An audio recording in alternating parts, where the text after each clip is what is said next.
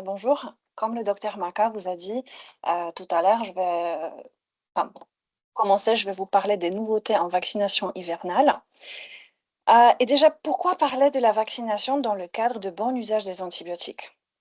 Comme vous le savez, l'antibiorésistance reste un enjeu majeur de santé publique et la prévention des infections joue un rôle essentiel pour limiter la consommation des antibiotiques. Et donc, mieux prévenir les infections virales, c'est aussi éviter les complications bactériennes et donc réduire l'accès et le recours aux antibiotiques.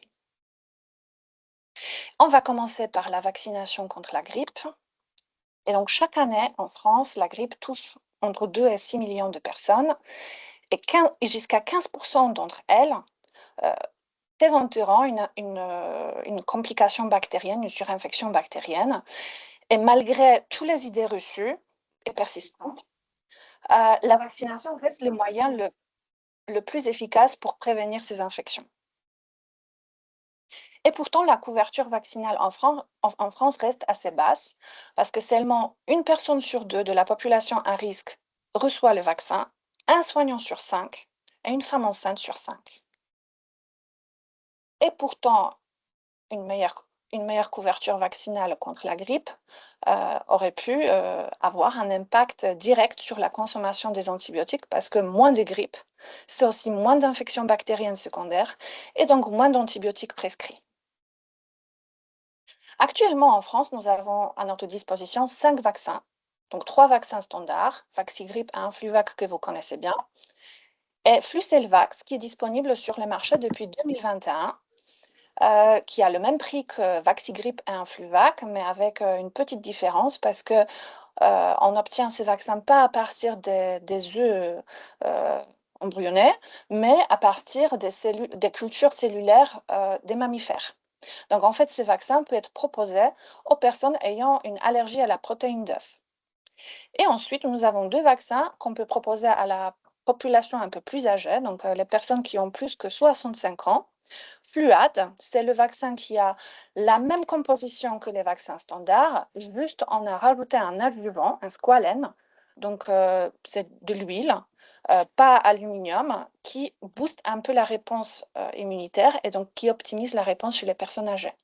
Et Fluelda, c'est le vaccin qui contient simplement 4 fois plus d'antigènes de chaque souche par rapport au vaccin standard. Et une particularité de cette année, nous sommes passés de vaccins quadrivalents au trivalent parce que la lignée B Yamagata ne circule plus depuis mars 2020, très probablement dans les suites de confinement pour la pandémie. Et donc la composition des vaccins a été adaptée. Et juste un petit récapitulatif. Donc, grâce à la présence de ces 5 vaccins, nous pouvons adapter le vaccin qu'on propose au patient en fonction du patient qui est devant nous. Donc, si le patient a une allergie à la protéine d'œuf, on peut proposer Flucelvax. Aux personnes âgées, Fluat et Efluelda, en fonction de leur choix. Donc, soit avec un adjuvant, soit avec simplement 4 fois plus d'antigènes par rapport au vaccin standard. Et maintenant, on va passer au vaccin contre le SARS-CoV-2, mais je ne vais pas rester sur cette maladie très longtemps parce qu'il y a très peu de complications bactériennes. Selon certaines sources, maximum 3% de Covid se surinfectent. Juste, donc, en France, nous avons 3 vaccins à notre disposition, 2 vaccins à base de ARN messager, donc Comirnaty et Spikevax, et un vaccin Nuvaxovid à la base des protéines recombinantes. Les 3 vaccins ont été mis à jour en 2025 par rapport aux souches circulantes.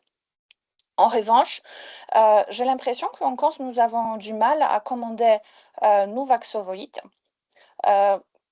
y compris en milieu hospitalier. Donc, si jamais quelqu'un a une réponse, une explication, je suis preneuse vraiment parce que c'est un peu compliqué de répondre aux patients actuellement pourquoi on ne peut pas avoir ce vaccin alors qu'elle est disponible sur le continent.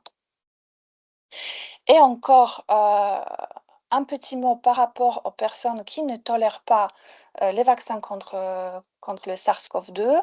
Donc, certains patients signalent une allergie. Et en effet, les personnes qui ont une notion d'allergie aux laxatifs, aux corticoïdes injectables, produits de contraste anesthésiques locaux, ainsi que certains vaccins comme le DTP coqueluche, grippe et HPV, pourront avoir une allergie à une substance qui s'appelle polysorbate 80. Et donc, ce patient nécessite une exploration allergologique. Et on va passer à la vaccination contre le VRS. Nous avons de plus en plus de données concernant les effets néfastes de l'infection due au VRS, notamment en termes de complications cardiovasculaires à distance de l'infection.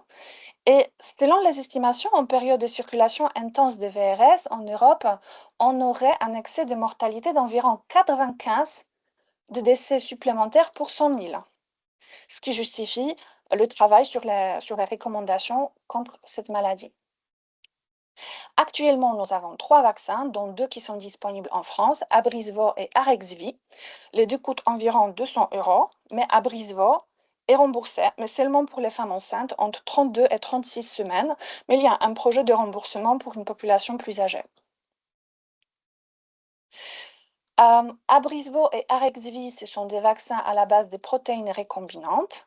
Et Mrezivia, qu'on n'a pas encore en France, c'est un vaccin à base de ARN messager. Les 2 vaccins disponibles en France sont efficaces, on dirait, pendant au moins 2 saisons. Et les 2 augmentent le risque de syndrome de Guillain-Barré, comme même la maladie elle-même. Et on va passer enfin à la vaccination contre les pneumocoques. Comme vous le savez, depuis juin 2024, nous avons à notre disposition Prévenir 20, qui remplace l'ancien schéma Prévenir 13 et Pneumo 23. Et donc, grâce à ce vaccin, nous avons augmenté l'efficacité de cette vaccination parce qu'avec l'ancien schéma, l'efficacité était autour de 30% et avec une seule dose de Prévenir 20, on a environ une efficacité de 80%. C'est surtout grâce à un élargissement du spectre du vaccin, notamment pour le sérotype 8, qui est responsable de pas mal d'infections invasives à pneumocoque chez l'adulte. Et juste, je voulais vous dire qu'on n'a pas terminé avec le pneumocoque parce que nous avons un projet de l'introduction d'un vaccin qui est 21 valent dans l'avenir proche, qui ne va pas remplacer Prévenir 20, mais qui va être complémentaire au Prévenir et va élargir le spectre au niveau des sérotypes qui sont notamment responsables de l'antibiorésistance. Et juste avant que je passe la parole à ma collègue, je voulais vous dire que vous pouvez administrer de façon simultanée plusieurs vaccins, grippe Covid, grippe Prévenir 20, Covid Prévenir 20. En revanche, il faudra faire attention à une association de Flulda et Prévenir 20. Bon, ce n'est pas contre-indiqué, mais nous avons des doutes par rapport à l'efficacité parce qu'on a peur d'une réponse un peu moins optimale à cause de la charge en antigènes.